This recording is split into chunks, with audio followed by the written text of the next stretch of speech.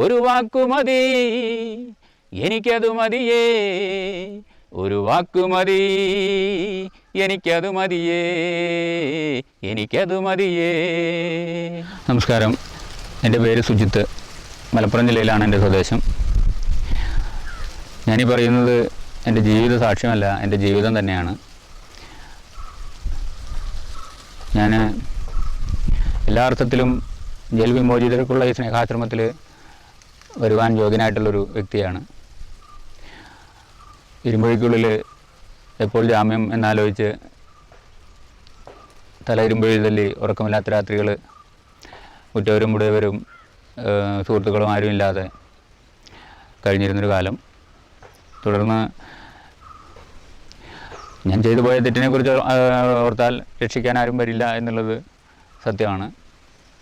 എങ്കിലും കാലാന്തരത്തിൽ ജയിൽ മോചിതനായി.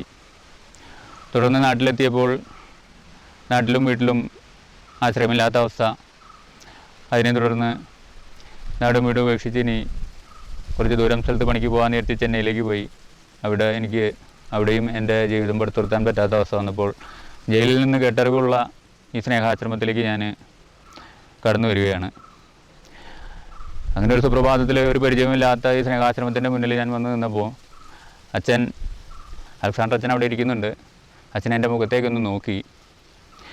അപ്പോൾ ആ സമയത്ത് അത് കഴിഞ്ഞ് കുറച്ച് നേരം എന്നെ ഇങ്ങനെ നോക്കിയതിന് ശേഷം അച്ഛൻ എന്നെ അടുത്ത് വിളിച്ചിരുത്തി എന്നോട് കാര്യങ്ങളൊക്കെ ചോദിച്ചു. അപ്പോൾ അച്ഛൻ്റെ ആ നോട്ടത്തിൽ ഒരു മകനെ പ്രതീക്ഷിച്ചിരിക്കുന്ന ഒരു അപ്പൻ്റെ മുഖഭാവമാണ് എനിക്ക് അച്ഛനിൽ കാണാൻ സാധിച്ചത്. തുടർന്ന് അച്ഛൻ എന്നോട് എൻ്റെ കാര്യങ്ങളെല്ലാം കേട്ടു. അതിനുശേഷം ഇവിടുത്തെ സ്വീകരണ രീതി അപ്പോഴാണ് എനിക്ക് മനസ്സിലാകുന്നത്. അച്ഛനൊരു പൂവെടുത്ത് എൻ്റെ കയ്യിൽ തന്ന് എന്നെ മാറോട് ചേർത്തണച്ച് എൻ്റെ കാലുകളിൽ ചുംബനം തന്ന് എൻ്റെ പുറത്ത് 2 തട്ടി തട്ടിയിട്ട് എന്നോട് പറഞ്ഞു, നിന്നെ ഞാൻ വിശ്വസിക്കുന്നു, നിനക്കിവിടെ നിൽക്കാമെന്ന്. ആ സമയത്ത് ജാതിയുടെയും മതത്തിൻ്റെയും എൻ്റെ വിശ്വാസങ്ങളുടെയും എല്ലാ മതിലുകളും തകർന്നു വീണു. അതിനുശേഷം ഇവിടെയുള്ള മാർട്ടിൻ അച്ഛനിൽ നിന്ന് എനിക്ക് നല്ലൊരു കൗൺസിലിങ്ങും, ആ കൗൺസിലിങ്ങിലൂടെ എനിക്ക്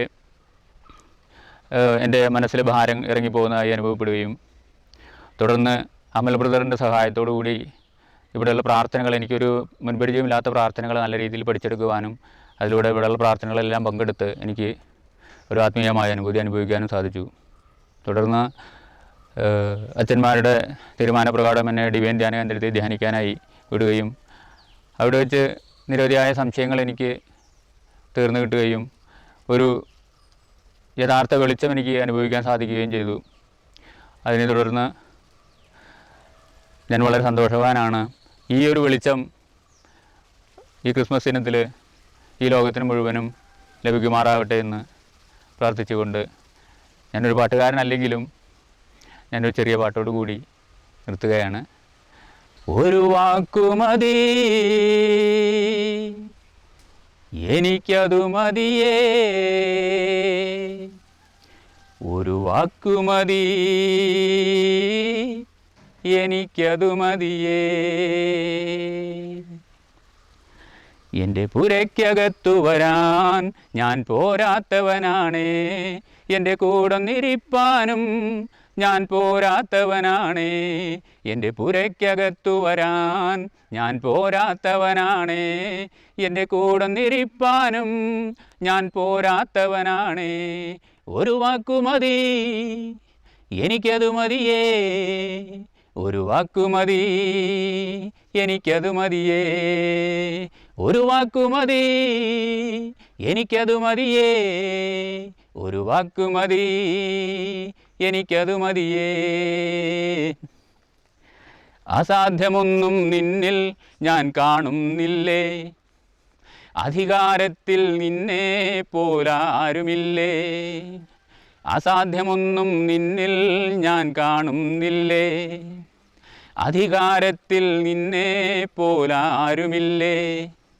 എൻ ജീവിതം മാറും ഒരു വാക്കു നീ പറഞ്ഞാൽ, എൻ നിലവുകളും മാറും ഒരു വാക്കു നീ പറഞ്ഞാൽ.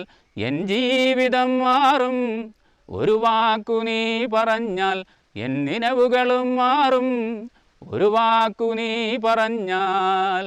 നീ പറഞ്ഞാൽ ദീനം മാറും, നീ പറഞ്ഞാൽ മരണം മാറും. നീ പറഞ്ഞാൽ ദീനം മാറും, നീ പറഞ്ഞാൽ മരണം മാറും.